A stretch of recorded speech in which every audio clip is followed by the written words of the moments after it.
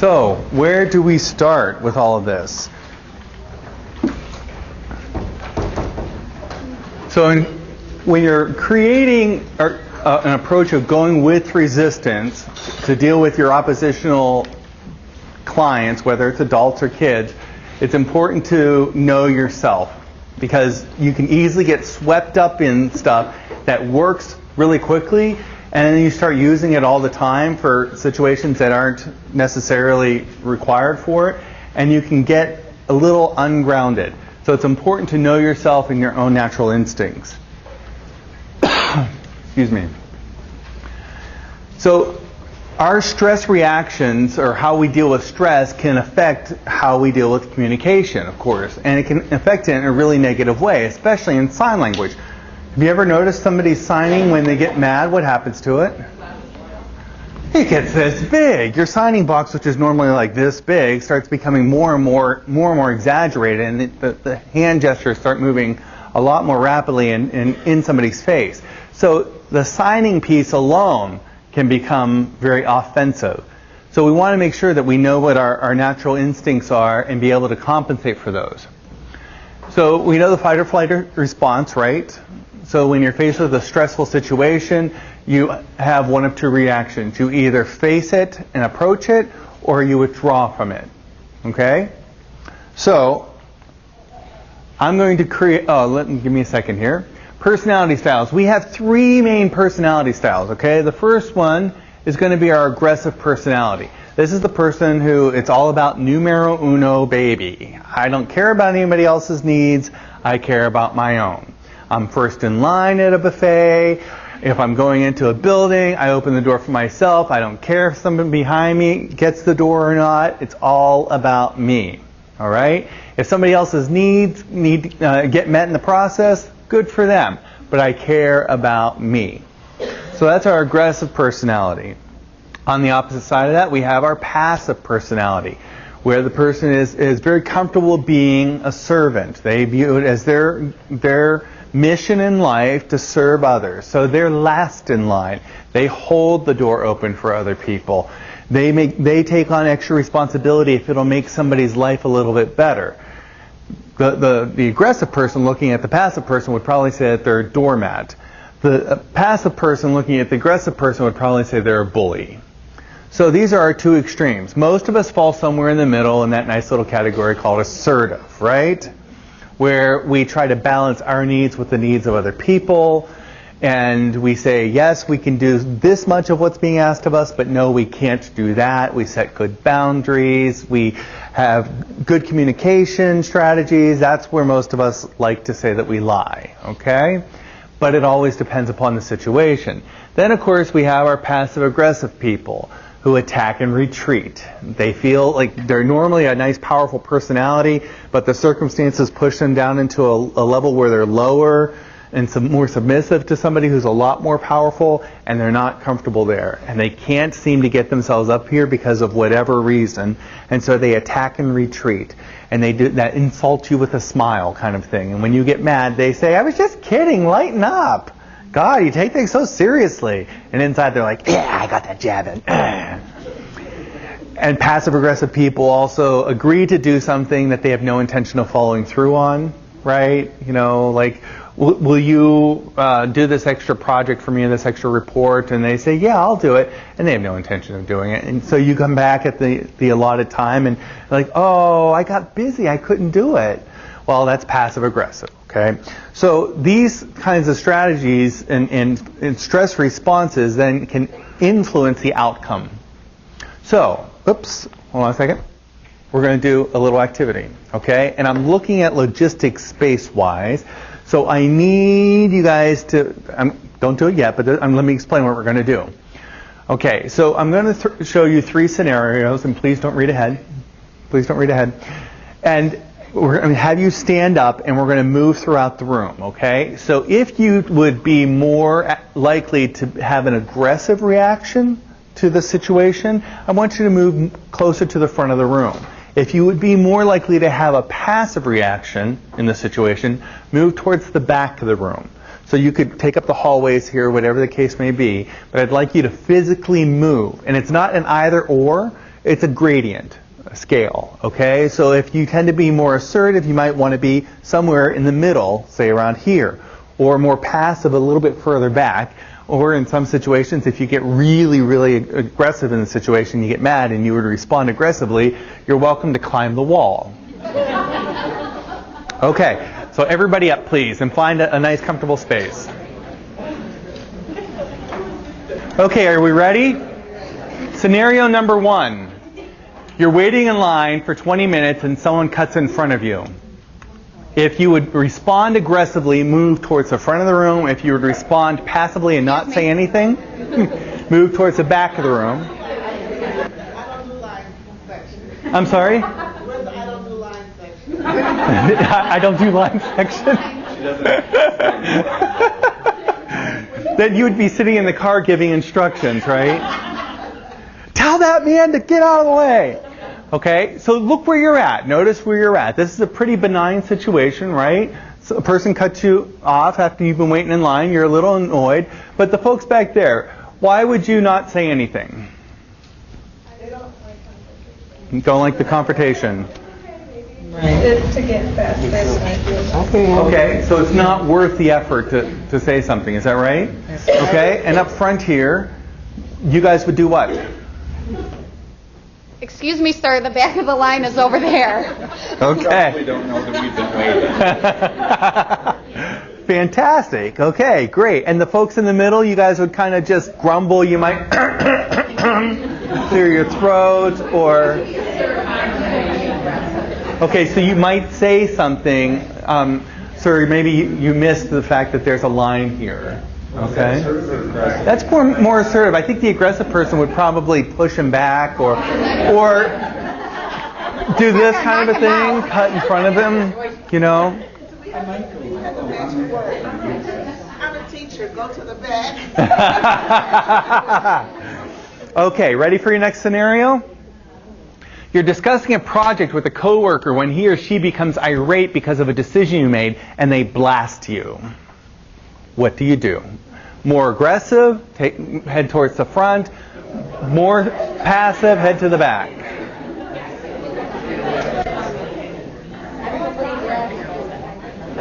Ah, interesting. Okay, we got some people up here who moved forward. What would you do? Any of the three of you? Defend myself. Okay. Especially if it's something I'm really passionate about, I would definitely challenge them to say something back. Would you get loud? I would. I'm not so much a loud person, but I mean, I wouldn't be It loud. says blast though. That's Right. what it says. So if they're blasted at me, You're going to blast it back. probably. If you're not going to show me the respect, then why should I go? Okay. All right. Somebody in the back. What would you do? I wouldn't say anything until the person calmed down. I would just sit and let them blast, and then when they calm down, I would talk. Okay. Anybody in the back of the room, would you walk out of the room? Yeah, maybe. Okay. I would couple that with walking out. Okay. All right. All right, cool. Anybody else want to add what you would do? Yes. Say something funny. Say something funny to kind of break the tension. Okay, that's a little passive-aggressive. Thanks. Thank you for adding that example. I appreciate that. That's wonderful. You know what? I'm just kidding. Lighten up. If somebody said, if that happened to me and somebody said something funny, I would take that as Always be serious. right. I would take that as I would take that as them making fun or. So you would be insulted more. Okay.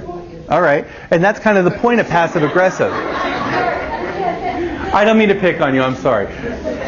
But the whole point of a passive-aggressive response is to hurt the person and then retreat, right? And so cracking the joke like that, thank you so much for that, beautiful. I'm sure you were thinking of it just so I can illustrate it. The whole point of that is to get the person to back up a little bit, and then you can kind of regroup and come up with some type of a philosophy. Okay, our last scenario. You witness 3 teen boys harassing a homeless man. What do you do?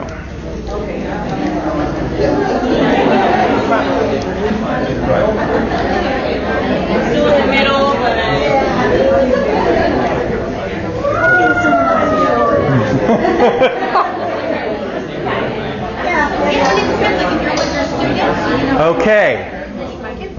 Who would like to say what you would do? Yes. You would call the police? Would you say anything to them directly? You wouldn't pull them off? No. But you're way up on the wall. That's the person calling the police. They got my phone on me and my name. Okay. Who I am. Okay, would you stand right there and call? Yes. So while they're over here, you would be blah, blah, blah, blah, blah, blah. I'm calling the police, you know, blah, blah, blah. Okay. Okay. All right. Cool. Anyone towards the back of the room? What would you do? Nothing? You would just kind of pretend like it didn't happen, you didn't see it, and walk on by? We were wondering if they had weapons. Wondering if they had weapons, okay. So safety would come into play, right? Okay. Some other folks up front here who we haven't heard from, what would you do? I would gather these people around me and we'd go get them. We all do the same, but we're too afraid to go do it alone. But we don't want to do it, so we would. It's interesting that in 9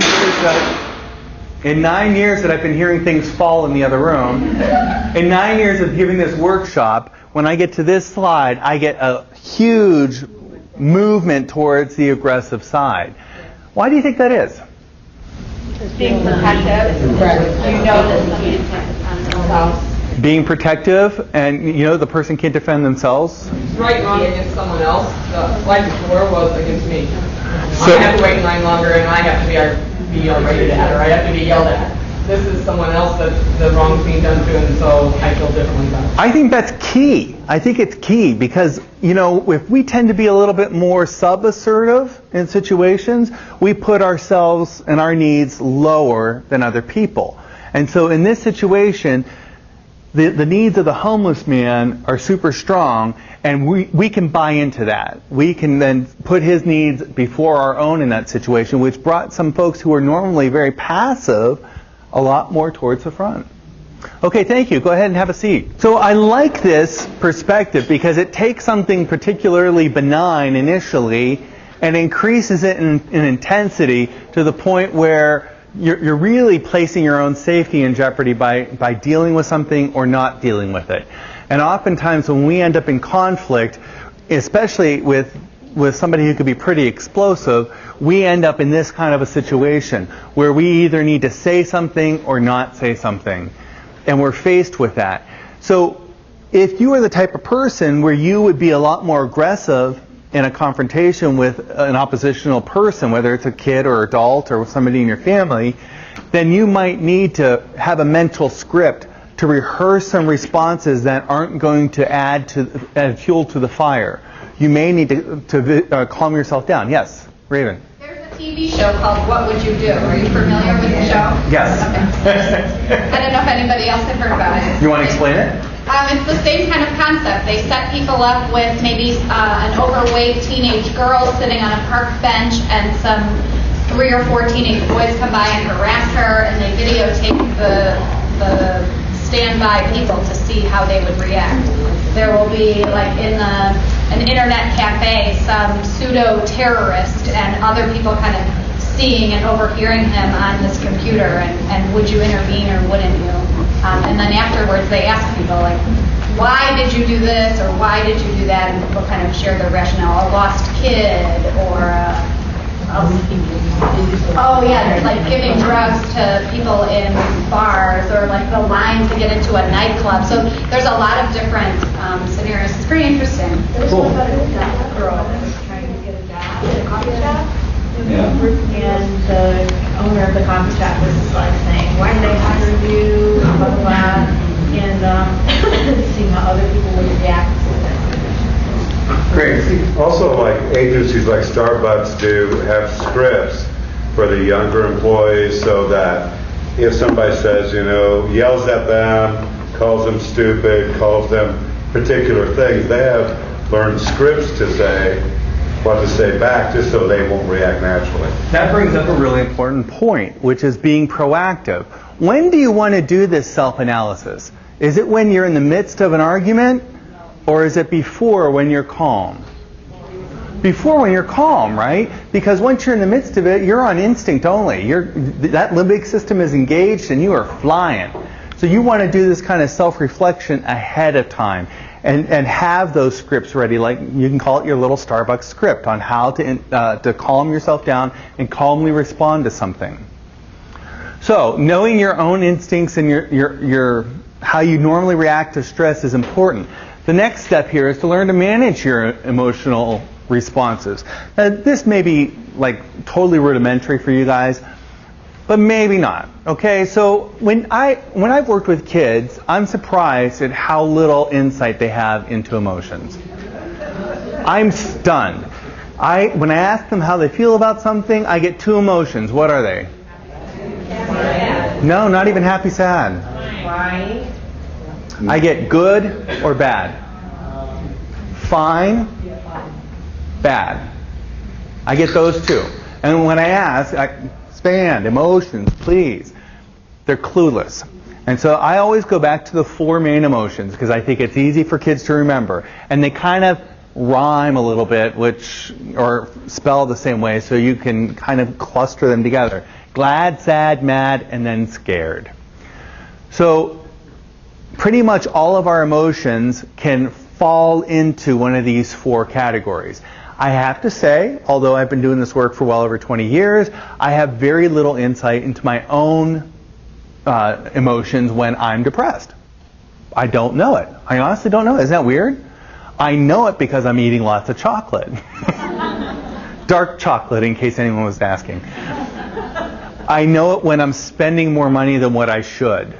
Okay? So I'm then doing this self-medicating kind of thing, and that's when I know that I'm actually depressed. Because most of the time I just go, and I don't pay attention to it. And I think that's true for a lot of us, that we don't realize that we are as depressed as we are, or as anxious as we are, until we're in crisis. And this is true for kids too. Now, what is also not frequently known is that anger is a masking emotion. That's a lot easier for us to show anger than it is for us to show any of the other unpleasant emotions, especially for guys. So you'll see guys acting out aggressively because sociologically they're taught in gender roles that boys and men should never cry, should never feel scared, should never be worried, that those emotions are for women because they're emotional. And so whenever they feel those emotions, what they can show is anger. And so oftentimes all these negative emotions start presenting as anger. And what do we see in the classroom? Anger. And so we're assuming we're dealing with anger, one of these emotions right here. But when you start digging down below it, oftentimes anger is just a surface emotion. When you start looking down below it, you realize that they could be scared, they could be worried, they could be embarrassed, they could be nervous about something, they could be really disappointed in something.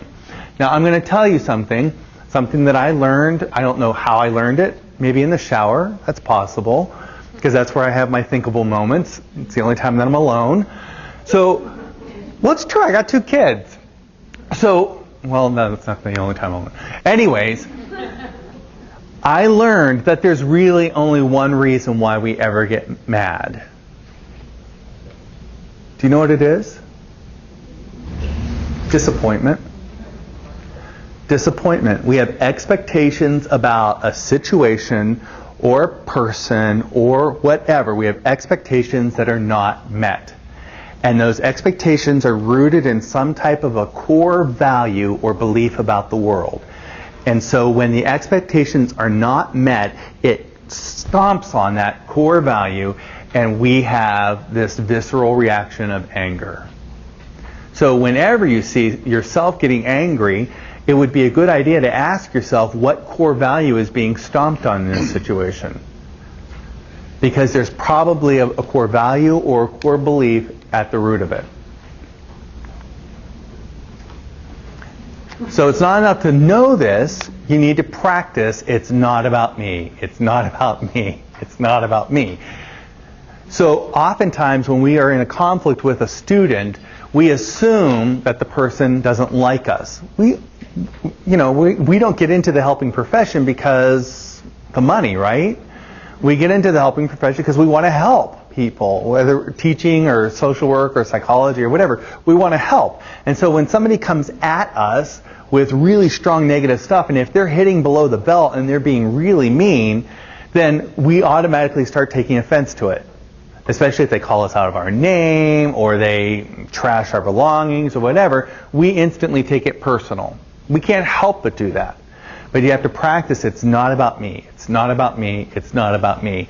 And then figure out what is it about so that you can intervene with a clear head.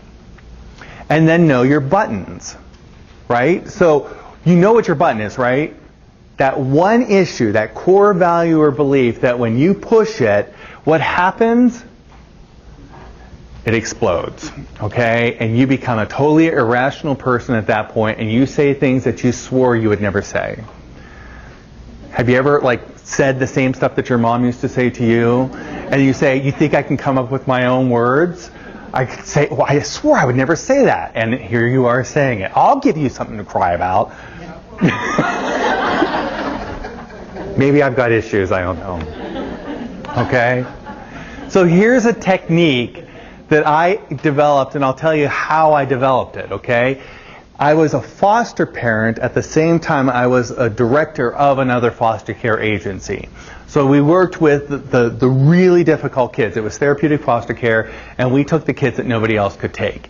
And so as you can imagine, I need to train my foster parents well with some good clinical skills in order to be able to deal with all these kids pushing their buttons. Because if you want to find a group of population that will push buttons and self-sabotage, it's kids in foster care. Because they have every reason to take out all their frustration on you if you're the foster parent, because you represent everything that they've lost. So I had become a foster parent, and I had adolescent boys. And one of my boys I'll call Troy, because that's his name. So Troy had a history of 11 failed placements in 2 years. 11 failed placements. And so when I got licensed, my co-parent and I, Darcy, when we got licensed, she and I, both having a background in mental health, they said, we've got the perfect kid for you.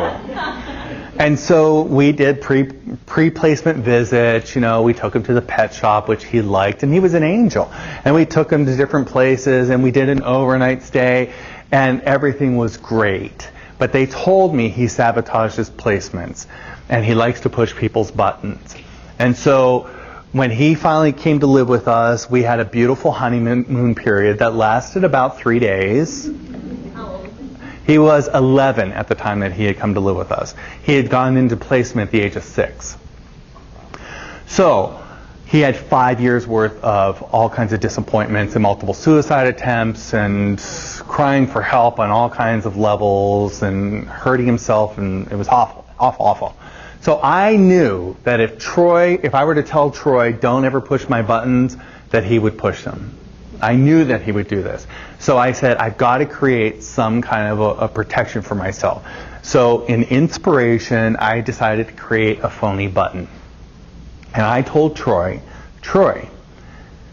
if you ever leave crumbs on the counter, it will make me crazy, because I hate bugs and I like a clean kitchen. Okay? Can you do that for me? Yes. And I stress it over and over and over again. Now, do crumbs on the counter bother me? Not really, no. I mean, I'll clean them up, but I don't get angry about it. I don't like bugs, but I don't get angry about it, okay? So I made sure that he understood that it was my button and that it would set me off, okay? So a couple of weeks go by, and Troy diligently, every time he makes toast, he cleans up the crumbs, and I'm thrilled. I'm like, okay, this is great. And then one day, he had forgotten and he left crumbs on the counter. And I remembered, oh, crap, that's right, I told him this is going to make me crazy. So, I put on the makeup and got the light on me and everything. I said, Troy! Because I had to give a good performance. And he comes in and I said, Troy, what do you see there? He said, what? I said, on the counter. He said, what? I said, crumbs. Didn't I tell you from day one, no crumbs on the counter? Oh, yeah. I hope you're feeling sorry about this. Yeah, I'm sorry. I won't do it again. Okay. Goes away. What happened the next day? you guys are like, can call lottery numbers, I'm sure, right? So sure enough, there were crumbs on the counter, okay? I knew I had to react. So I said, Troy, get in here. And he comes in and his head's bent down, okay, at that point. And he said, what? And I said, there are crumbs on the counter again. Didn't I tell you? It's my button. If we get bugs in here and we have to get an exterminator, it's coming out of your allowance. I will not tolerate this in my house. Okay, okay. And he leaves. What do you think happened the next day? Crumbs on the counter, right? Okay. Well, at this point, had crumbs on the counter been my real button, I would have exploded on him, wouldn't I have? I would have gone off, I would have called the agency and say, come pick him up. He cannot live in my house. But crumbs on the counter wasn't my real button. It was a phony button. And so I was able to then say to Troy, and I'll never forget this, Troy, it seems like you're trying to make me angry at you. What do you think that's about? And I was able to intervene with him in a level with a clear head, because I wasn't emotionally involved in it, a clear head to figure out why he was trying to make me mad. And he did this over and over again. And so I had to, with my clear head, sit down and have a conversation. It went from the crumbs on the counter to peeing on the couch. Okay, when he would lie there, he would pee on the couch. Now, that really was a button for mine, so I had to be calm about it, okay? But again, I would say, it seems like you're trying to make me mad. What's that about? And eventually, after 2 years of this, he finally came forward and said, why haven't you hit me yet? And I said, what are you talking about? He said, I'm bad. I've been bad. Why haven't you hit me? I said, Troy, I don't hit kids. And then his head dropped down, sorrow. And I said, did your mom used to beat you when she was mad? And he said, yes. And did she tell you that she loved you because she beat you because she loved you? Yes. I said, Troy, she didn't beat you because she loved you. She beat you because she was angry and she didn't know better. I'll never beat you, and I'll love you. And then all that button pushing stuff stopped. So it was a beautiful way to be able to address the pushing of the buttons, which is all about what? Control, right? It was all about him trying to gain some type of control over me to get some type of an emotional reaction out of me. I was able to do it with a clear head. Now, kids will figure out your buttons, and it's funny, if they hear about your button from somebody else, they'll treat it as sacred. Did you know that? Think about it. So, Troy, I love using Troy, and I'll call him that because that's his name. So, one time we were at my sister's pool. Big family get together and we're swimming and we're swimming and swimming. Now, I have to tell you, I do have 3, maybe 4 buttons, okay? The first one is smacking my face. I hate to have my face smacked. My mom had the fastest backhand in the West, okay? And she, whack. And there were 7 kids, and back then you could put 7 kids in the back seat of a station wagon, and nobody would say boo about it. And so all of us would bicker and argue, and my mom, without missing a beat, all the way across. I think she had like dislocated shoulders that was able to accomplish it all. And she wore lots of jewelry, so you know, it kind of hurt. So I had this thing about having my face smacked. And my family knows it. But I never told Troy it. Never wanted to tell Troy that. Okay? Another one of my buttons is telling me that you're going to do something and then not do it, because I'm depending upon you to do it. So if you say you don't want to do it, fine, I'll find somebody else. But if you tell me you're going to do it, please follow through on it. And ironically, the last one is licking my face. Who knew that licking my face was one of my buttons, okay? But when my older son, Aiden, was a baby or a young kid, he licked my face once, and I went, ooh, that's gross. And really, I was like, ooh, that's gross. And then he kept doing it because he thought it was funny. He got a reaction out of me. So I discovered that licking my face happens to be one of my buttons. Go figure. Okay. I don't know that I would have put that down on my list if somebody had asked me what my buttons were before. So we're at my sister's house. We're swimming, and we're goofing around in the pool and everything. And Troy comes up and smacks my face. Okay, and I froze. And all of my nieces and nephews went. They practically sucked the water out of the pool at that point. And Troy's like, what? And they're all just staring at him. And my niece, and nobody's saying anything. And Patrice says, none of us would ever smack Uncle Matt's face. Never. And from that point on, he never touched it again. So if they find out your buttons from somebody else, they'll respect it and they'll treat it as sacred. But if you tell them what your button is, they'll push it. Isn't that strange? But it's true. So if you were to create a phony button, what do you need to have in it? Your phony button needs to be something that does not bother you in the slightest. Okay? Something that you can catch, that doesn't happen every day, but you can catch it. And 3, something you can give a good performance on, a pretty convincing performance. Okay? Anyone have any ideas what their phony button could be? Yes?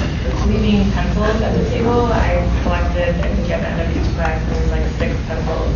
And I don't mind it, just put them in the thing on the table, but I think I could turn it into something that really bothers me. And you can give a good performance on it?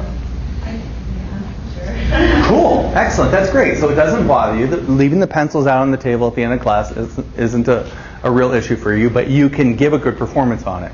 So when you see it, you remind them of it, right? The first time, I told you this is something that makes me crazy, right? Second time, you act even more angry. And the third time, you're able to do what then?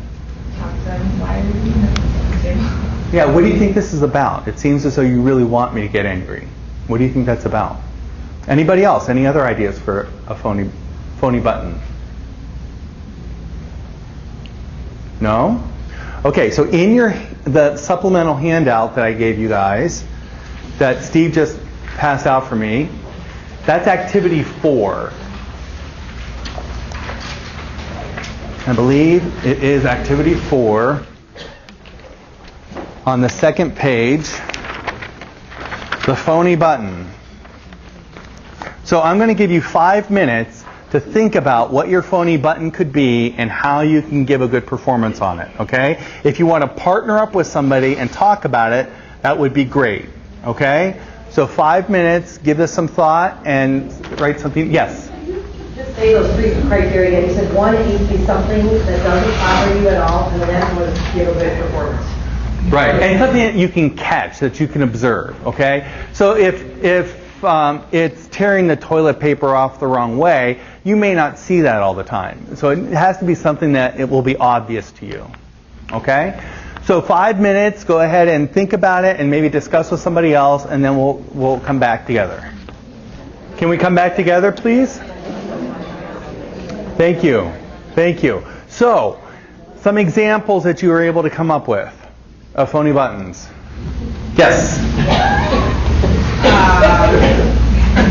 For the boys, because this is usually where, I hate to say this, but this is usually where I find oppositional behavior. I'm so sorry. No offense taken. I was a boy once. Okay. It really bothers me when you bring your hands down on your butt. Busting a sag, right? It really doesn't bother you, but you can give a good performance on it? I can give a real good performance. All right. Great. Fantastic. It's obvious. It's something that you would be able to catch. Yes? Do you think that would be something that somebody would do on purpose, or is that something that they just do? Like, are they doing it to get you, or are they doing it because that's what they do? It could be, somebody else over here had mentioned about their shirt not being tucked in, and that could just be something that they completely overlook, okay? It could be. So, but if you stress upon it every day, that it's important that you come here and you look, I don't want no gangsta looking here, okay? No gangstas. So you want to make sure that you pull it up there, and then when you notice it, and maybe you do it like 3 or 4 times, okay? Because if it's something that's automatic and they don't know that they're doing it, but if you see them pulling it up, then you know they're trying. But if you see them not fix it, then you know they're trying to push your button, okay? Others? Yes? This is going to sound crazy, but... Crazy butt? This is going to sound crazy, but... I'm sorry, I had we have a student that used to control a situation, purposely pee on the floor. Okay. And to be honest with you, it didn't really bother me, considering the fact that we have students that do way worse stuff than that. But, I think that could be, the fact that he was doing it already, I think, to control the situation, That's Okay. an example I thought of there. Okay, well, if you say this, I mean, I want to play this out here for a moment. So if you say, under no circumstances are you to ever pee on the floor in my room because it'll make me crazy, and you know it doesn't really bother you because he does that anyways, then you're setting him up to pull out his penis and pee in front of you. I'm just saying that might be, but if that's what he does normally, then maybe you can intervene that way. But I would just be a little careful about something that puts the kid in a position where they're going to expose themselves to get you. But I see where you're going with it. Yes? I worked with a teacher whose real button it was if they didn't push the chairs in before they moved from one part of the classroom to another. Okay. For me, that would be a phony button. Who cares? Right. Okay, great. So when you see them not pushing their chairs in, you could say, listen, it's in this rule here, you always push your chair in. And then after 3 times, you can do what? Well, you could sit down with them and say, hey, it seems like you're really trying to make me mad. What do you think that's about? Because the goal of this is not so you can trick them into doing something. The goal is to see if they're going to push your buttons. Okay? If they're going to push your buttons, you need to have a clear head about it. Yes? You said that it took you 2 years for Troy to finally tell you what was agreed. Yes. So what was the dialogue when you would ask him, oh, you do the crumbs, why are you doing this? Why are you trying to push my buttons? What was he telling you before? He How had- did you finally get it out after 2 years? It took 2 years. It took 2 years. He would say, I don't know. And so then we would have a discussion about, well, sometimes, you may want to get somebody mad, because I knew that he was trying to get kicked out of placements. And so I focused in on that as being the goal. He would say yay or nay with it, but it wasn't until later on that I figured out what the real issue was. My kids would be like, I don't know. Then, okay, cool. Next time, I wouldn't know what the next step is, but... The next step would be, thank you for bringing that up, the next step would be, when they're doing it again, say, you know what, I'm wondering, because remember we talked about this before, it seems like you're trying to make me mad. And I don't want to be mad at you. I want to have a good relationship with you, so I'm wondering why you would want me to be angry with you. And then you can continue, that's what I did with Troy, is to continue to revisit that conversation. I saw a hand up somewhere. Any others? Yes? Throwing your arms and slouching in your chair. And you can see it really doesn't bother me. But there's a lot of teachers that sit up straight and hands on the desk. Okay, would you be able to give a pretty convincing performance? Sure. Okay. All right. So I had some itinerants over here who were talking about they had a long list of the things that really bothered them, which I think is easy for us to come up with. But the one thing that they could give a good performance on, they were kind of struggling with. So what if your kids call you by your first name? Does it bother you? And if not, could you make that the button? Could you say, never call me by my first name? You call me Mr. or Miss or Mrs. whatever. And if you're wearing your name badge, they know what your first name is, probably. Could you give a good performance on that? Because that is an intentional, like you're saying, here's the dynamic. I'm up here and you're down here and you need to respect that. So if a kid then calls you by your first name, that's intentional, right? That's an easy one to be able to jump up to. And you have to make sure it doesn't piss you off, because if it does, you're going to lose control. But that might be an easy one to use. Okay? I'd like to move on. Any last comments, observations, questions about this? Yes? I just think that that example is clear and I can use that, but a lot of the stuff, I don't think the kids are an adolescent that doesn't push in their chair. I'm not sure that that's something that they have volition over, and can do it, so I think that that's a pitfall. It could be. It could be. So you want to do something that is obvious that they're doing to irritate you. Okay? The first time it may be accidental, which is why you give a good performance on it. So then if they do it again, you give an even more impressive performance on it. So then by the third time, you have the ability to kind of connect the dots at that point with a clear head. But try to do something. Somebody also asked, do you do this with the whole class? And I would say no, I wouldn't. Because then you set yourself up to be ganged up on.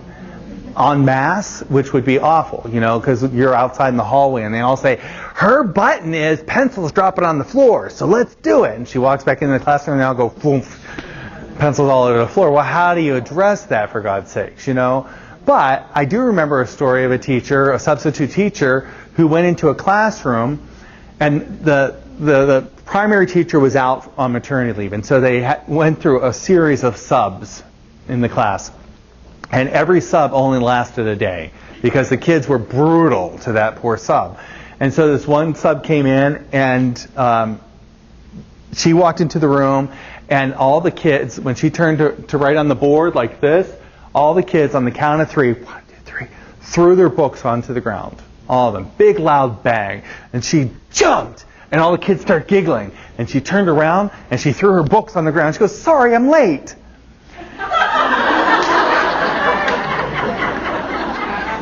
So she took what they were using to try and intimidate her and gave them complete permission to be able to do it. And she ended up finishing out the year with them because at that point she got it. She got it.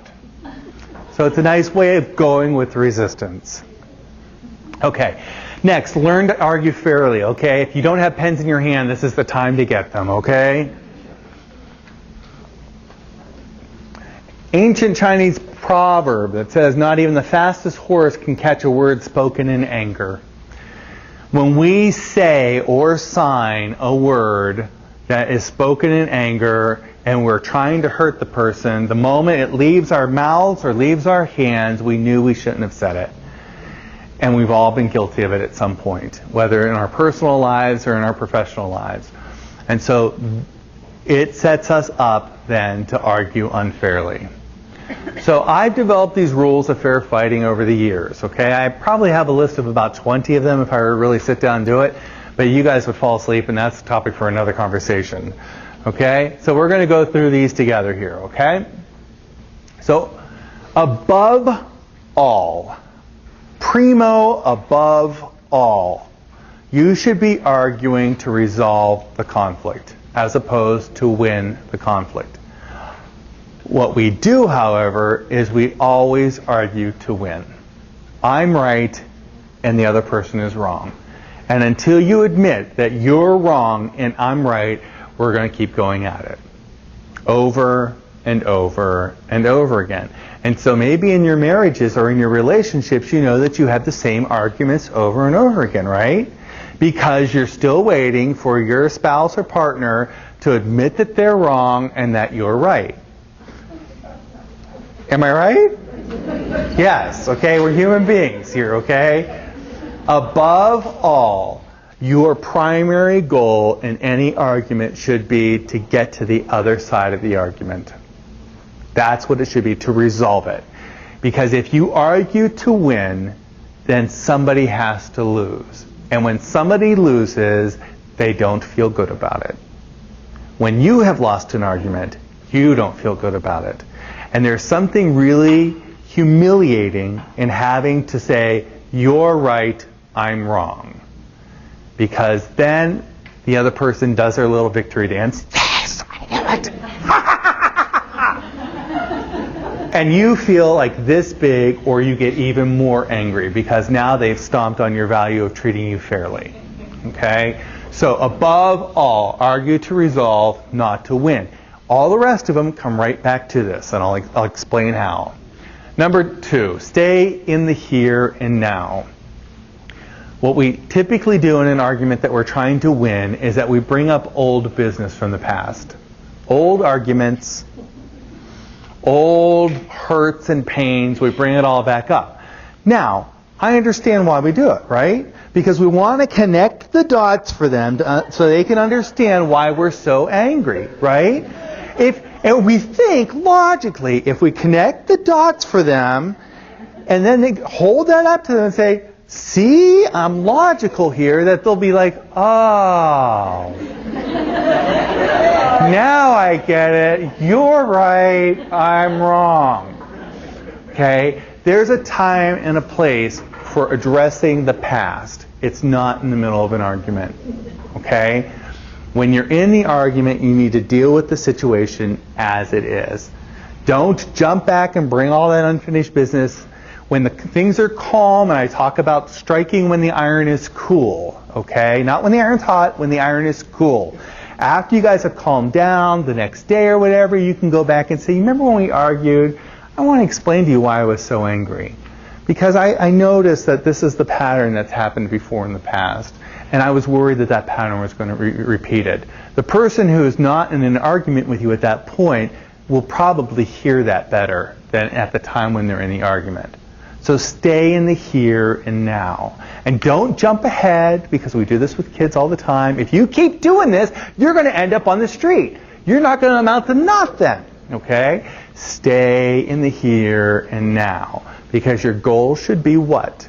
To resolve the conflict. Not to win it, to resolve it. And it looks different, believe me. Okay, now, I'm preaching to the choir here, but using I statements, okay? Critically important whenever you're arguing with anybody, to own your own feelings. Can I make you feel anything? Hold on, I'm going to make you feel worried. Ready? Who feels worried? I can't do it. I can't make you feel anything. The person you're arguing with can't make you feel anything. If you could, you'd be on some talk show somewhere making a lot of money, okay? The bottom line is own your feelings. And then add into it, so starting with the I statement, I feel angry when you do whatever, push the pencils onto the floor, whatever, and I imagine, this is the thing here, and I imagine that you don't respect me. I imagine that you want to see me angry. Okay? Don't jump into the future. Don't go into the past. Just stay in the here and now with this I imagine piece of it. And you'll find that when you use this model, especially in sign language, because when you say you and you're angry, what happens? You, right in their face. Okay? So when you start your conversations with me, I'm talking about me. I feel what? Then you're owning it. Now the beautiful thing about this is that you model this behavior in the argument. You can set this as a ground rule if somebody is coherent enough to be able to set ground rules in arguing. But when you model this over and over again, and the person starts using the you statement, you could say, I would really appreciate it if you would talk about how you feel, not what I did. Okay? So you can model it. Look, I say, I feel what? When you do what? And I imagine what? So then you can still have this conversation angry, but you're really trying to resolve it.